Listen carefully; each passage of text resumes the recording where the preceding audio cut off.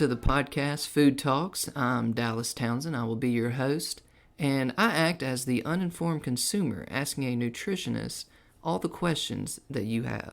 Hello, I'm Jordan Townsend. I'm our resident nutritionist here at Naturally You, and I'm here to inform the uninformed consumer, answering and helping to unpack some of your more difficult nutrition questions. All right, well, welcome back today. Today, we are going to be talking about the autoimmune system, the immune system that does all the work on its own. Now, I know a little bit about the immune system. You know, you got the B cells, the T cells, the E cells. Those aren't real, see? I was testing you. Okay. But you're going to fill us in with a little bit more about it. You know, how does it really function and protect us?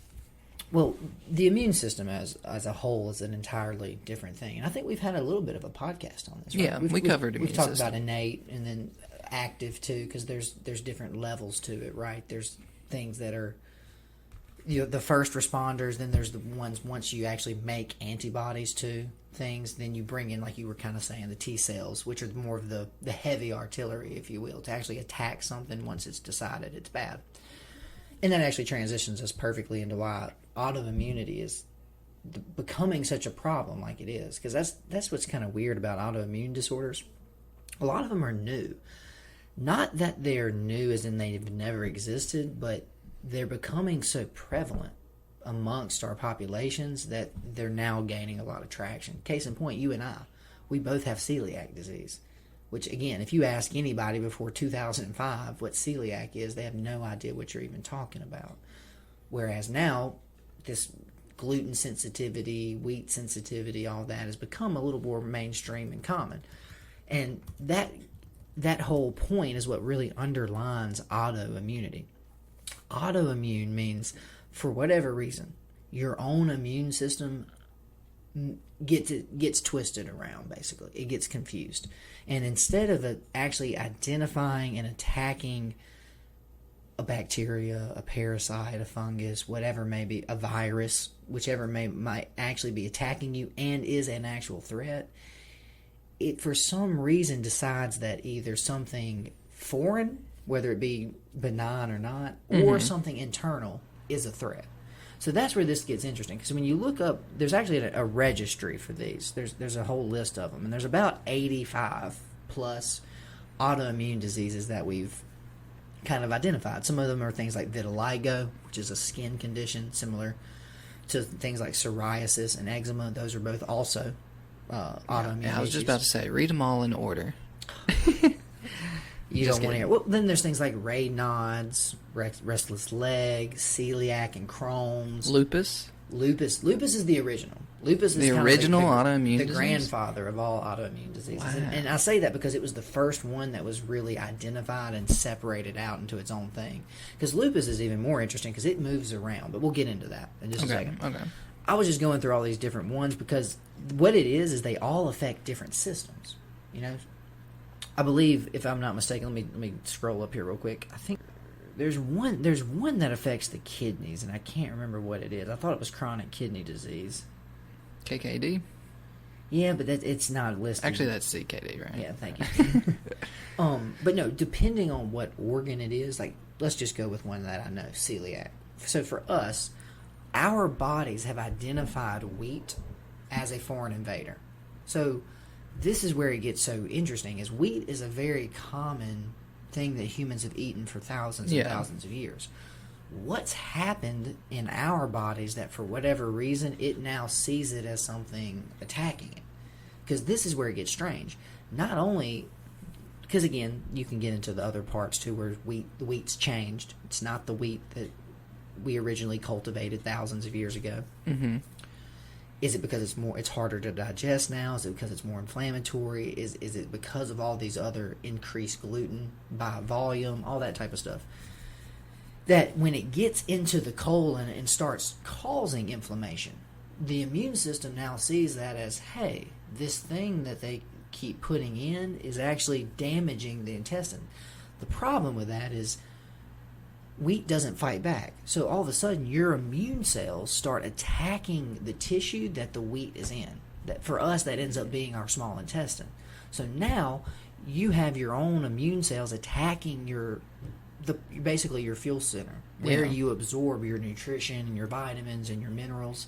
Those are being attacked by white blood cells every time you eat it. Have you tried asking them to stop? Politely, yes. Yeah, it So, didn't no, work. and that's why a lot of times when you look into treatments, medications, like drugs for autoimmune, there's not really any. There's never really a drug specifically for this autoimmune issue. It's usually steroids, because what happens is with most autoimmunes, it's going to be associated with some type of inflammation, damage, whether it be itching, whether it be pain, whatever it might be, because fibromyalgia as well is one of them. That's when it attacks the nerves. Celiac is when it attacks the colon. Psoriasis is when it attacks the dermis. You see how weird this is? So that's what's so strange is they're kind of like cancer. All autoimmune diseases are sort of underlying the same. It's just what tissue or organ is your body, for whatever reason, whatever confused message got sent, attacking and lashing out. Because this is where it gets kind of complicated too. Your colon never goes away, Dallas. Your skin never goes away. So You would hope not. Well, that's the thing. With an immune issue, it does. Your body eventually gets that bacteria under control. I mean, yeah. Or so you die. Either one's fine. With normally, the body. your body's only attacking bacteria and viruses, right? True, what we would call immune issues or foreign invaders. So it's just crazy why it would start attacking an inanimate object like wheat, gluten, any of that. And it's not even the wheat. It's what the wheat is doing in the colon makes the body think that there's some sort of infection there. Does that make sense too? The inflammation. The damage. The damage, Because yeah. remember that gluten, when for us, for whatever reason, when it gets in those little receptors, it causes an irritation. It starts to break down that gut wall. So to the body, for thousands of years, it goes, hey, if something's coming in and breaking down this tissue, it must be bad. Well, the problem is now, if you look at our diets as well, how much wheat is there? So for us, you're basically staying in this constant 24/7 battle with your own gut. That's why it causes the issues it does. Same thing, that's what Crohn's is too. Ulcerative colitis, fibromyalgia. A lot of people have heard these, they just didn't realize that. Now, the crazy one, rheumatoid arthritis. That's when your own body starts attacking the joints, specifically. So autoimmune, as a sufferer, right? I mean, we have it pretty well under control through our diet, thankfully. But as someone who deals with it, it's miserable because there really is no light at the end of the tunnel. There is no recovery.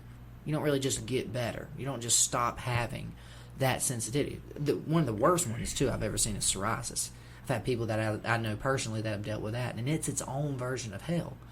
Because you can't really ever be comfortable. You can't wear certain clothes. Anytime you're dealing with skin, it's not even just a vanity thing.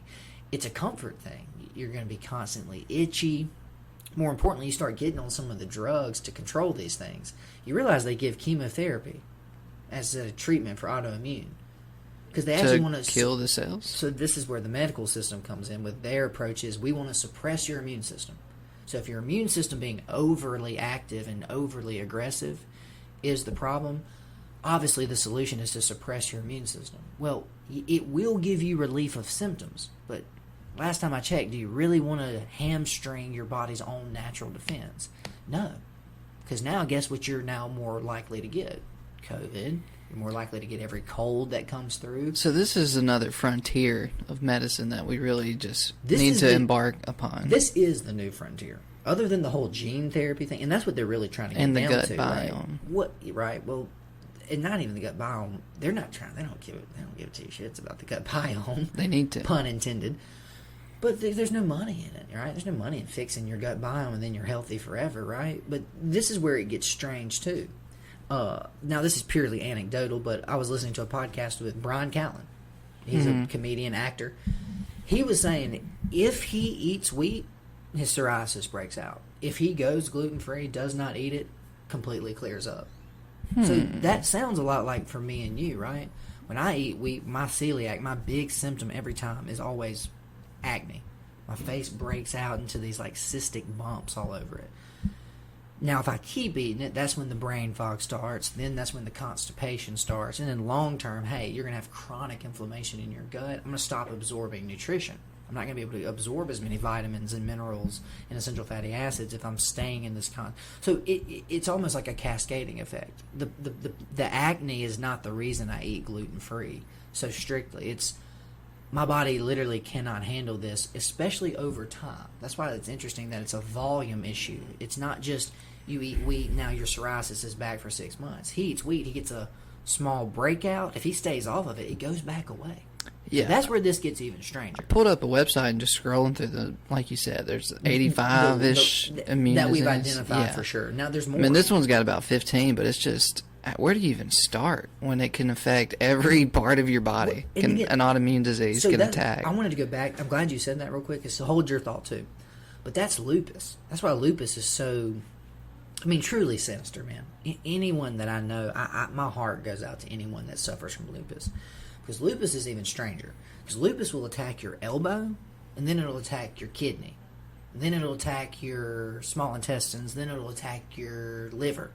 So it is even weirder because it moves around. It's not even, at least with celiac, it's just our small intestine. Yeah, right? I mean, like what? It's where that wheat and stuff is How present. do you even figure out people had lupus? That's why it's usually the last thing. It's a joke in the show House. Lupus is always last. It's the last thing they diagnose you with once they've literally tried everything else. Yeah. Because even stranger, like I said, one day it's attacking your thyroid, one day it's attacking your kidneys. But is it just a rash? Or And you'll is have it... flare-ups. Well, no, Okay, so it's joint pain and fatigue and for rashes. lupus, Yeah. A lot of times it'll shut the organ down. So a lot of times, depending on what it's attacking, obviously if it's attacking, let's just say it's attacking your muscles, well, you're going to have severe back pain, feel uncomfortable. Well, if it switches to your kidneys, all of a sudden your potassium is crashing. It switches to your heart. Yeah, your heart stops working. All of a sudden you're feeling faint because your heart is under all this extra. Man. That is so weird. This is why I want to talk about autoimmune, and I can't really get detail because there's no detail. Yeah, there's nothing to add other than this is what's happening. Experts don't know. Like I said, when I first went gluten free, that's what they told me. They said, look, or he was diagnosed with celiac. They look, you have to cut out gluten, but you should also cut out dairy. Now, that was back in 2008, 2009. Well, it turns out now in 2021, we actually know a little bit more about what that is. If you look at the gluten protein molecule, casein, which is milk protein, actually look very similar. Their molecular structure is. So what it turns out is those little junctions in the small intestine, those little cilia gaps, casein irritates the exact same ones that gluten does. So there you go. It's not that it's just wheat. It's these specific ones keep getting attacked. Now, this is where it gets even more strange for us. Half of your immune system lives in your gut. It is that microbiome we just talked about. So we don't know this for sure, but I would put money on it. A lot of these people are suffering from these terrible autoimmune diseases. Their gut biome is in chaos. Oh yeah, I'm sure it's in havoc They mode. they eat crappy food. They don't sleep enough. They probably smoke. They probably are stressed out because they got kids. Whatever it might be. I mean, that's the study we need, though. We need someone running studies to link gut biome and autoimmune diseases. The problem with all of this, where do you get funding? You can't do any studies anymore without having Universities. $6 million in the bank. Good luck convincing a university to fund a study that they don't get any return on investment. Whereas if we look at this novel... If you figure something out, you can get money for it. Okay. You're so negative. Dallas said if. I'm not being negative. I'm just pushing back. I'm just telling you why. I'm just telling you why we don't have the data. Same reason we don't have any nutrition studies ran. Well, those are hard. There's no money in it either, though. Even if you get to the end. You could run some cross-sections on, like, gut bacteria, which ones are there, and... I mean, if it's a vast difference between a lupus patient's gut bacteria and someone else's, and you tried to change it and their lupus cleared up, that'd be crazy. It would be, but what's the long-term treatment for that? Probiotics? Whatever you gave them to change it, yeah. Which you can't patent. Yeah, You can't patent bacteria. You add a little chemical to it, and then all of a sudden, this is ours. Again, I would love to see your full write-up. I'm going to work for a your university 11-page tomorrow. drug actually. proposal write-up. And look, I'll help you get funded. I've got Yale and talks, all right? No, I'm just telling you why. I get it. It does. It's not logical. Doesn't mean it's right. Right. More importantly, there's not a lot of money in it. Because if I start altering, because that's the thing, we've talked about this too, the poop transplants, where you take someone who's like a healthy 26-year-old, in shape, vegan, and you put his poop in some old slug who's 59, got 19 comorbidities, they get better. What is that? So wait, also, where's the money in that? You do one procedure one time and this person gets well?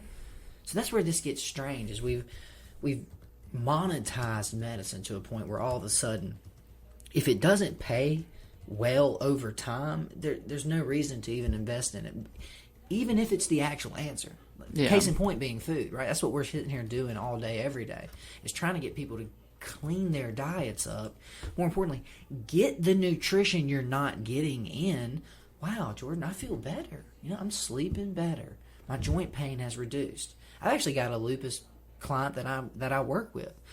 She's not cured by any means, but her attacks, her flare-ups are pretty much under control. She'll probably have way less than... She'll have maybe one a year where she was having 6, 7, 8 a year that were hospitalizing her before she came and started seeing us. Now, a lot of hers was food. That's what all this autoimmune stuff goes back to, which is... That's why this is complete conjecture. There's no scientific proof for this. This is just Jordan's opinion. It's got to be something in that gut.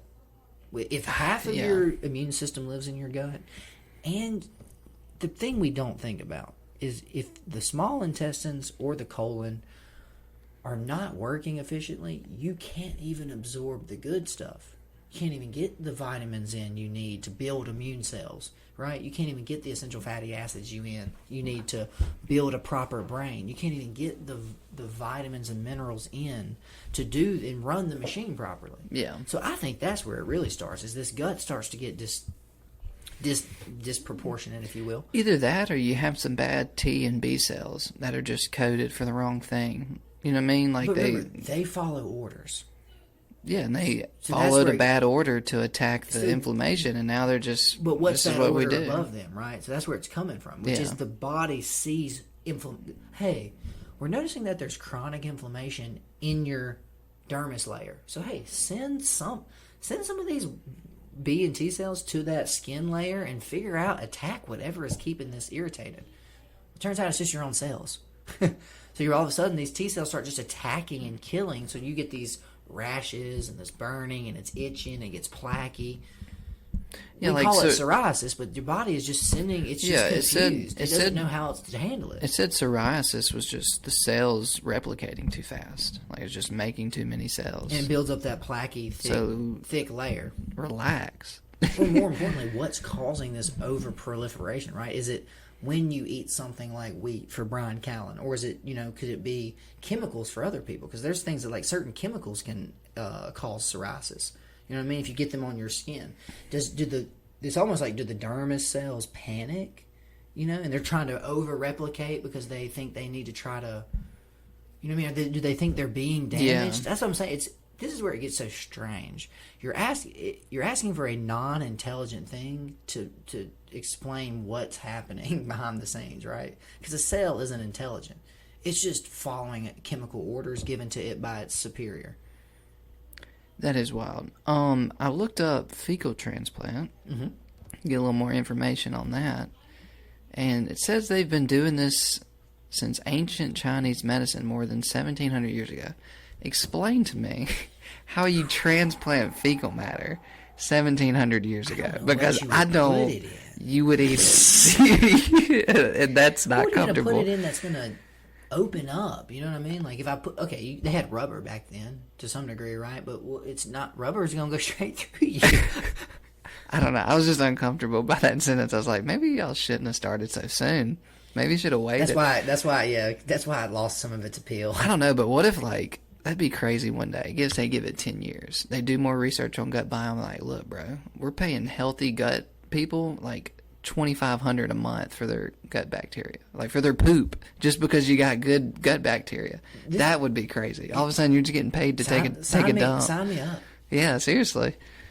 Well, anyway. No, and that would be my pushback too. Is the other thing is the amount of antibiotics the average person takes and consumes nowadays.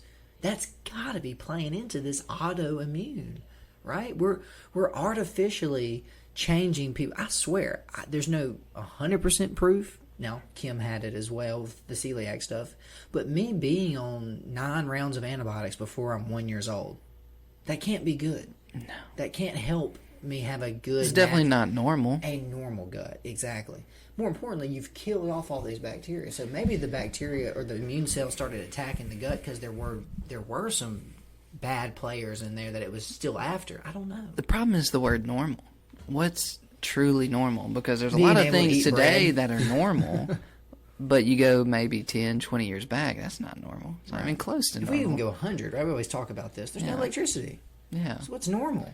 So, yeah, a lot of our normalcy is insanity by certain measures. But I don't know, looking at this gut health thing and like the fecal transplant, all these reviews, all these studies go back to 2016.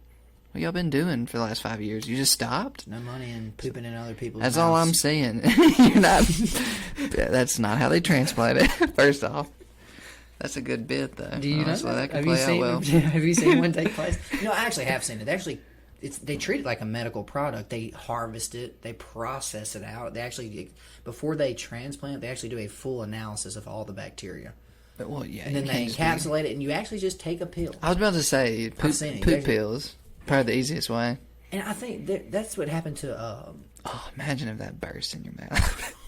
It's got to be a super like thick. titanium. It's got to be a super thick pill that like only stomach acid can break open. Well, yeah, and that's the thing. You don't want it opening until the colon. You don't want that in your small intestine. There's no business there. How do you plan when it opens? That just seems hard. This is why I doubt the Chinese one, dude. That's why there's no way. Maybe they understood. mentioned it, but they didn't There's know no what way they were understood doing. that in any capacity. Let me click the link and see what it says. But yeah, no. There's this guy. He's like the number one jiu-jitsu guy in the world. Have you seen that episode where he was on Joe Rogan? But he's all of a sudden he got a staph infection. And after a round of antibiotics, he started having, basically, they called it delayed gastric emptying syndrome. Basically, he would eat food, and it just sits in his stomach instead of going through like it does naturally. Well, the problem with that is he's an elite athlete, so he trains morning, afternoon, and night every single day pretty much. So he has to have a pretty high-calorie diet. Well, the problem with him is when he eats food, he feels nauseous. So he feels nauseous from the second he opens his eyes until he falls asleep. Gross. So the problem with that is, that to me is who needs to do a fecal transplant. He should look into something like that because it was after a round of really, really strong antibiotics. Now, he blames the antibiotics. His coach said he doesn't necessarily think it's just the antibiotics. But a test wouldn't hurt. See what more importantly, sign up for a fecal transplant. What do you have to lose? Well, sign You're up an for a elite fecal athlete. test and be like, yeah, bro, this is way off. Try this, see what happens. Dramatically off, yeah. They said the effectiveness can range from about 38 to 77%, from what I saw. Yeah, so ask him. Hey, we can it's reduce still your nausea it's still from- open to it might work for some people, might they not cut work for your others. nausea in but half. You could be on the 77% side to where Right. it worked. Or no, even 50. Yeah, if I cut your nausea in half, you'd be happy. To get off fecal transplants, I'll read The what I Chinese read about the approach. Chinese approach. It said the concept, what's called fecal microbiota transplantation, FMT. It is the infusion of engraftment of liquid, filtrated feces from a healthy donor into the gut of a recipient to cure a specific disease. The concept of FMT for treatment of human GI disease was described approximately 1700 years ago by a Chinese medical scientist named Ji Hong. At the same time, he orally administered human fecal matter suspension to treat patients who had food poisoning and severe diarrhea. So I don't know what that means. Human fecal suspension? How do you orally administer human fecal suspension?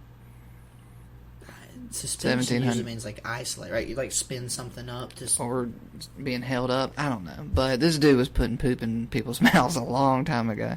So, yeah, I mean, there's some You got basis. diarrhea, so you actually need diarrhea as the cure. I see why people don't trust Chinese medicine for the most part. Or just some doctors. They were some at doctors it in too. general. They were at it too early. He was way ahead of his time. Same thing. Have you ever looked up how George Washington died? Wooden teeth. I have no idea. Bloodletting. Oh my The god. guy was 59. He had a cold. They drained about half of his blood out of his body. You don't need this. Turns out too, another doctor came in and at the time said that, like, first off, y'all should not have done this to him because at the time they were starting to realize that older people can't remake blood as fast as younger people. But that was his only criticism, that someone this old shouldn't have had it done. Not that bloodletting doesn't work. So just remember that, guys. As soon as we're on the cutting edge of technology, in 10, 20 years, we go, I cannot believe we did that to people. It's insane that we did that to people. Gotta get that bad blood out somehow. Yeah, right, because that's what's called. Imagine being a doctor. You You just got speak. ghosts in your blood. Here's some cocaine. Yeah, that was easy. Another day's work. I do feel better. I bet you do. But yeah, I mean, anything else to really add to the? I just wanted to go. That talks about lupus. It just says lupus is an autoimmune issue that attacks and damages various organs within the body. That's just what I thought was kind of interesting. It ranges from rashes, pulmonary problems, which is lung, kidney problems, gastrointestinal problems, thyroid problems, memory or brain problems. So yeah, it randomly attacks organs. Everything. It's called a flare. You'll have same thing with Crohn's. I had a friend who had Crohn's, and he had a flare up. Next thing you know, he's in the hospital. Next thing you know, they took 9 feet of his colon out. Well, you got like That 75, escalated right? quickly. No. It's 30 is your full small intestine okay. to end. He had some colon to spare, or intestine. But just wait, what? I went from a normal day. I had a flare up. I woke up in the hospital. I don't have part of my gut. Like, yeah, what? More importantly, doesn't fix him. Still got more tissue that can be attacked. So there's a lot of bad things out there, man. You don't want an autoimmune issue. Thank God ours is just wheat, right? It could be so much worse. You know what I mean, we could really have, and the ultimate one, the one we haven't even talked about, type 1 diabetes. It's when your own body attacks your beta cells. Really? It looks through every cell in the body. Said we're cool with eyes. We like the liver. Love what you're doing, small intestine. Beta. You got to get that beta out of here. Why are you making all this insulin, man? You just think you can control the blood sugar? Like what? Like it doesn't make logical sense. Like that's what's so strange about it. Because when it attacks them, it damages them. Now you can't make insulin. You just hamstrung the entire body's process because. And that's what I'm just trying to say. Like, it's not an intelligent thing, right? So what is happening that makes it attack that cell? Well, given where modern medicine's at, hopefully we'll have a vaccine for it that we can take twice a month for the rest of our lives, honestly. Well, then vitiligo is the other one I wanted to talk about real quick. Joe Rogan actually has that. Is that where your skin turns white? Turns super white. Like, not like me and you white, like this desk. Well, you lose pigment. They can't see you that. lose pigment. You become a ghost in those spots. Even stranger. So, again, if there's one you really want, it looks weird. Really kind of makes you look cool if you're asking me. But, unique, for sure.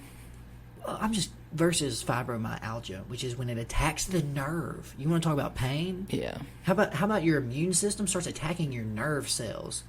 Yeah, I'd go with vitiligo. Their only thing they do is tell you when you're in pain. You know what I mean? At least your kidney filters some stuff, right? Yeah. So vitiligo is when it actually attacks the melanin in the skin. So it ignores the entire cell.